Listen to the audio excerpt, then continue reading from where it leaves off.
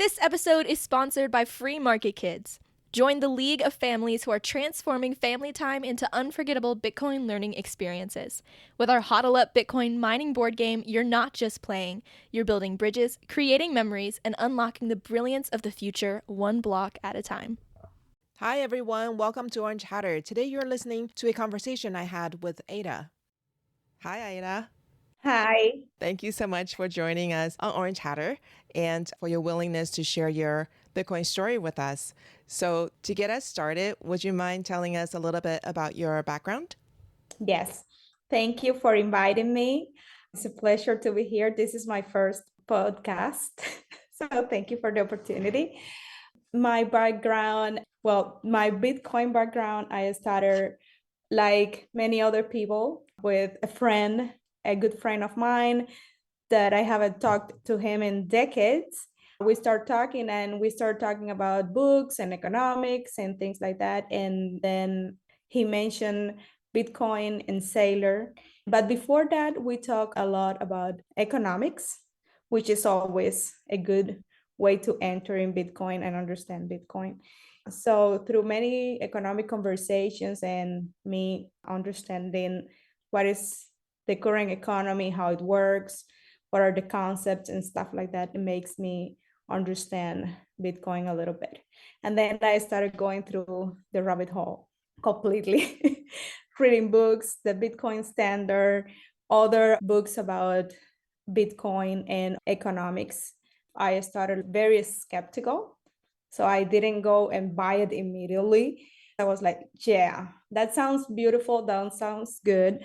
But let me check first. And then I started checking and this.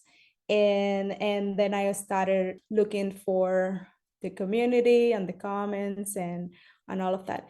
But what really, really helps you is the education that you will do yourself. So you will have to put some time on reading and studying a little. It's not that hard either. It's good education because anyways, we need to learn how the economy works and how the money works and what is money because we just use it, but we don't know it. We don't know in the terms what it is.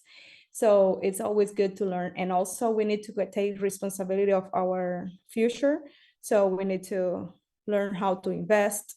And we know that we outsource that to our jobs or other third parties. And this is a very good way for us to be sovereign individuals, right? So that's something that I was kind of thinking. And I started looking into stocks and things like that, looking for something that helped me grow my finances, right? So, and then this friend came along and helped me to understand a lot of things. And then I went to Bitcoin, which has made me going through a beautiful journey because it's not only to learn about Bitcoin or economics, you learn about many other things about nutrition and values and family and things like that. So I clicked really quick with all the values that Bitcoin promotes, and I like the community. So that was kind of my first going into this. And then I put a lot of time reading and listening podcasts and YouTube videos and stuff like that.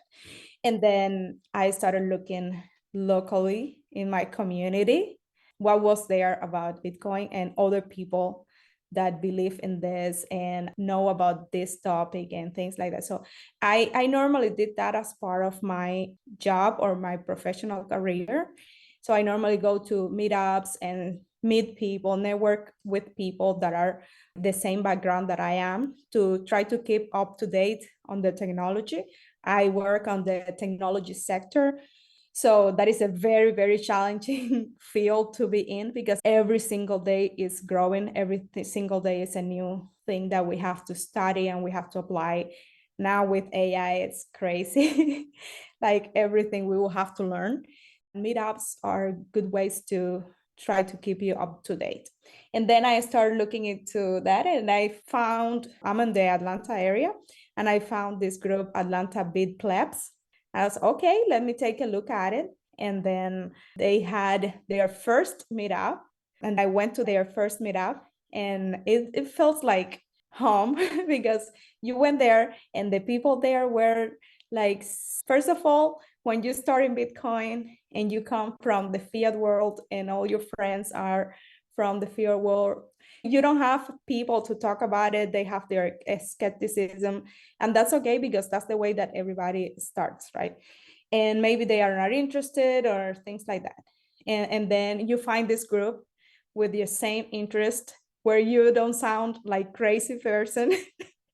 So that was great. And in Atlanta, we have a group that is for non-technical people where you can go and learn about Bitcoin. But we talk not very technical topics. We discuss books. For example, we do like a book club. So we have discussed multiple books like the Bitcoin Standard to the Block Side World, 21 Lessons on Bitcoin, and some others topics that we have. And we have an update in economics and what is going on around Bitcoin. So that's very, very helpful in a sense to have a community. And this community is so diverse. You have people from many, many, many backgrounds, and they will help you. If you don't understand, they will help you. And then you will keep up to date with everything that is happening on the space. And then there is another group that I also, after in that one, I learned that there was another group that is the Atlanta BitDevs, which I also joined, and we meet every week. Every other week is 1 week is Atlanta Plebs and the other one is Atlanta BitDevs. So we alternate, and in the Atlanta BitDevs, you will learn the more technical topics, even the non-technical people. The community has been so close that even the non-technical people have started going to the technical stuff. Even if you don't understand everything, the guys there will help you to understand and explain it in a different ways that you will understand or kind of have an idea what is going on. And also we have done, even on the weekends, we have done different activities like practical workshops to do practical things, because it's not the same when you read something, when you listen to something, that when you put your hands on and do it yourself. Like, for example, we have people in our community now running nodes, and they brought their nodes, or somebody in the group was selling the node and then they bought it and configured their node right there with other team members teaching. So, and that kind of teamwork is really, really nice to have. And you don't have to pay, because that's other thing. So you find a lot of resources online and everything, but sometimes you have to pay, or in person and things like that, you have also to pay. And in this case, it's just us learning together and helping each other. So that's been very, very helpful for me on my learning journey also. Yeah, you are so lucky to be so close to those two groups. What a blessing. If we can go back to that first moment when your friend was telling you about economics, which eventually led you down the Bitcoin rabbit hole, you said you became intrigued. Do you remember specifically what about the economics that he was talking to you about that made you think, maybe I should look into Bitcoin? Yes, I was kind of ignorant on the economic, or very ignorant on the economic field, because I come from the tech field. So we like the coding things and requirements done, and let's get these features and capabilities for the system and this and that. But then we don't see the end. We have the billing processes and things like that that you charge for your software and things that you build, but you don't worry about what is happening and what is the machine that runs the whole world, that is, and how the money works. So in that case, and even when we work in finances, we don't know everything about money. And even sometimes you don't stop to think, what is money and what is the money do to our lives, and how it's created, and how other people uses it.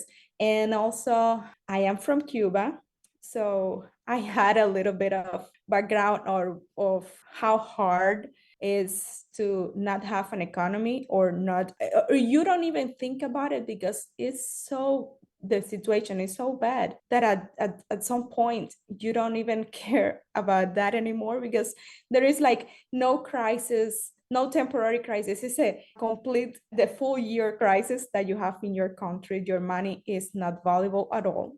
So it kinds of that ignorance and my curiosity, basically, to your question, I think it was my curiosity and my desire to learn and to know more and to help others, because if I know more, I can help others also to learn. And this interest for me to grow my finances. Yeah, that was kind of when I was realizing. I said, well, many people are making so much money. How can I join into this train? How can I do it? How can I help others to make more money? And how is it happening? That's why I jump into the stock market and try to start exploring. And then that's when I started talking to him about this investing and things like that. And he kind of explained. And then all the conversations around money and first principles and things like that to help me understand what money is and how it works. That's great. I was just wondering if you could give us a little bit more details, like paint a picture for us what it's like to live in a country where crisis is constant and not a temporary thing. Yes. So that is a hard question, because it's a constant struggle. Your life becomes just to worry about the food that you're gonna put on the table that day, because you cannot plan ahead. You cannot plan for retirement. Like in this country, people think about, they have their retirement plans and they have all of that thinking on the future, and then they move to Florida. That's the stereotypical, right? But the people move to Florida and have a beautiful retirement there. You don't think about that in Cuba. People, what they do there, first of all, the lucky ones that have a little bit of money to save, it's the struggle how to save it, because our country have changed the currency multiple times. The currency is totally devalued. So we don't even appear on the inflation charts anymore. Every time people talk about inflation, how inflation grows and everything, they mention Venezuela, they mention Argentina. Cuba is not in the charts because we are so done. We don't even are part of those charts.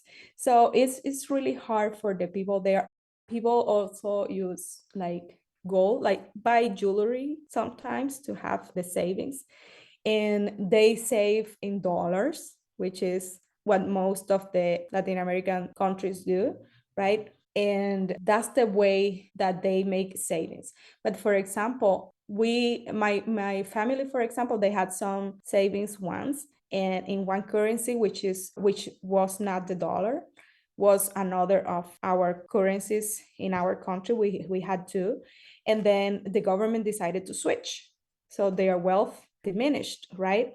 They lost a lot of money, and now they changed the currency again, and they lost again, and it is constantly like that. It is like that. And for example, right now my parents, they don't have a retirement right now, so they work so hard. They work for their family, to provide for their family, to build something for their future, to have something, and there is no value of what they have right now. And it's a really, really, really hard. And that's one of the things that makes me think on Bitcoin, because I want to kind of have something that helps me in the future to not struggle that way like they do it in our country. And like I said sometimes to people here, is in the US, people see it as an investment. In our countries, could be is something that will save us or will give us freedom from our government, because having a money that nobody can print more, that nobody can change it for something else suddenly or take it from you and freeze your accounts in the bank, having the government hands out of your money, that's awesome. So for some countries, Bitcoin is not an investment, it's their path to freedom. Thanks for joining us today and learning with us today. If the discussion with our guest resonated with you and you would like to dive deeper into the world of Bitcoin, don't miss out on joining the Orange Hatter Women's Reading Club. The meetup link is in the show notes. Also, if there are women in your life whom you think would both enjoy and benefit from learning more about Bitcoin, please share Orange Hatter with them. Until next time, bye!